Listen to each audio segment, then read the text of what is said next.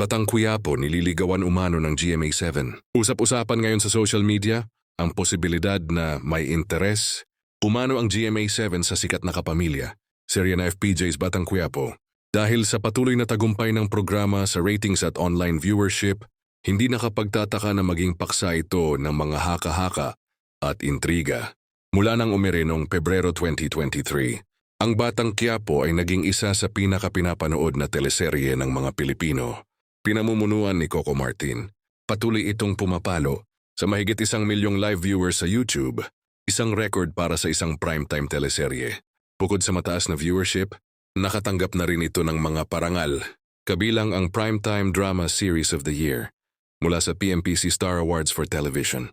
May ilang ulat at social media posts na nagsasabing tila nililigawan ng GMA7 ang Batang Quiapo. Subalit hanggang ngayon walang opisyal na kumpirmasyon mula sa GMA o ABS-CBN ukol dito.